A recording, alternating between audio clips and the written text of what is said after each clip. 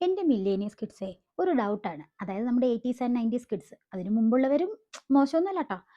ഈ നമുക്കിഷ്ടമുള്ളപ്പോഴുള്ള കാര്യങ്ങളൊക്കെ ചെയ്തു കഴിയുമ്പം ഈ ബാക്കിയുള്ളവരുടെ ഒരു റെസ്പോൺസ് എങ്ങനെയുണ്ടായിരുന്നു? ഭയങ്കര സൂപ്പറല്ലേ? നമുക്കിഷ്ടമുള്ള എന്തെങ്കിലുമൊക്കെ ചെയ്തു കഴിഞ്ഞാൽ, നീ ഇതും ചെയ്തോണ്ട് അവിടെ ഇരുന്നോ, ഒരു പണിയും ചെയ്യണ്ട. ശരിയല്ലേ?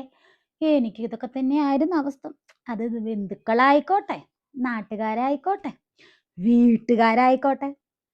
എനിക്കാണെങ്കിൽ ഇതുപോലത്തെ കാര്യങ്ങൾ മാത്രമേ ഇഷ്ടമുണ്ടായിരുന്നുള്ളൂ. പഠിക്കാൻ പിന്നെ ഭയങ്കര മിടുക്കിയായിരുന്നു. പക്ഷെ ഇത് ചെയ്ത് കഴിയുമ്പോൾ കിട്ടുന്ന ഒരു സാറ്റിസ്ഫാക്ഷൻ ഇത് മാത്രമല്ല കേട്ടോ, ഭയങ്കര ഉടായ്പകൾ വേറെയുണ്ട്.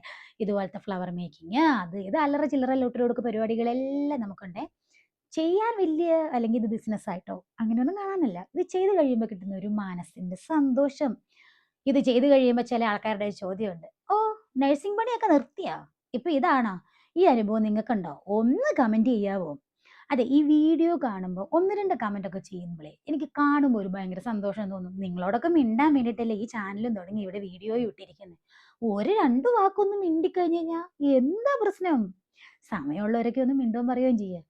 ഇതാണ് എന്താണ് ഇതിന്റെ പറയുന്നത്, ക്ലേ ആർട്ട് എന്ന് വേണമെങ്കിൽ പറയാം. ഞാനിത് പഠിച്ചിട്ടൊന്നുമില്ല, നമ്മുടെ സ്വന്തം രീതിയിൽ അങ്ങോട്ട് ചെയ്യുക. പിന്നെ കുറച്ച് യൂട്യൂബിൽ നമ്മുടെ പ്രിയപ്പെട്ടവർ ചെയ്തേക്കുന്ന നല്ല നല്ല വീഡിയോസും കാര്യങ്ങളൊക്കെ കണ്ട് നമ്മുടേതായ രീതി ചെയ്യുന്നതാണ് കേട്ടോ.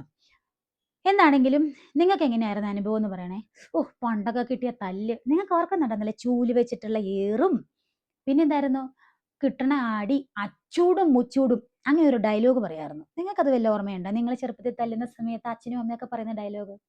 പക്ഷെ കാരണവന്മാരൊക്കെ അന്നങ്ങനെ തല്ലിയത് കൊണ്ടാട്ടോ നമ്മളൊക്കെ ഇപ്പൊ നന്നായി പോയതെന്നുള്ളത് വേറെ കാര്യം. എന്താണെങ്കിലും ആ തല്ല് കിട്ടി ഏതായാലും ഞാനൊരു മിടുക്കിയായി. പക്ഷെ സഹിക്കാൻ പാടില്ലാത്ത ഒരൊറ്റ കാര്യം എന്നറിയോ, ഈ വെല്ലൂന്റെയും കീഴെ പോയിരുന്ന് വെച്ചിട്ട് അടിമപ്പണി എന്ന് പറയുന്ന നമ്മുടെ സ്വന്തം നഴ്സിംഗ്. പക്ഷെ നഴ്സിനെ ഞാൻ ഒരിക്കലും പുച്ഛിച്ച് പറയില്ല കേട്ടോ. നമ്മുടെ കോവിഡ് സമയത്ത് പോലും നമ്മുടെ വയറ്റിപ്പഴു പറഞ്ഞേ.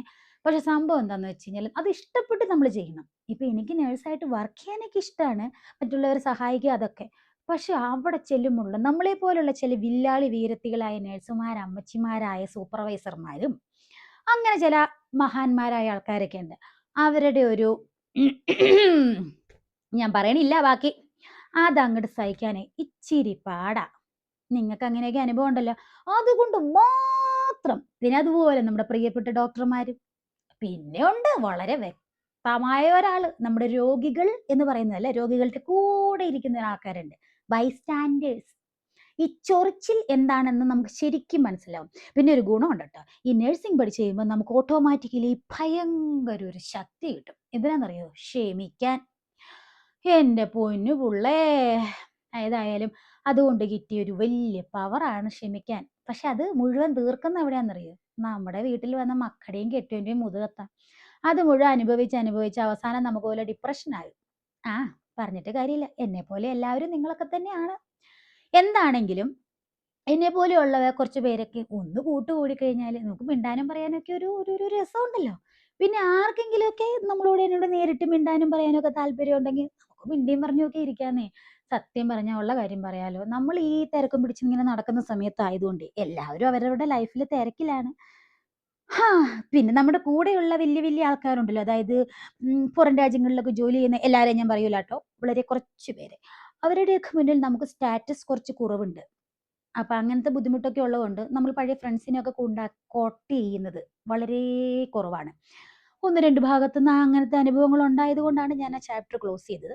എന്താണെങ്കിലും അങ്ങനെ സ്റ്റാറ്റസ് കുറവില്ലാത്തവരൊക്കെ നമ്മളെ ഒന്ന് വിളിക്കുകയോ മിണ്ടുവോ പറയുകയോ ഒന്ന് ചെയ്യണം കേട്ടോ. അതൊക്കെ ഒരു സന്തോഷം. ഓക്കെ.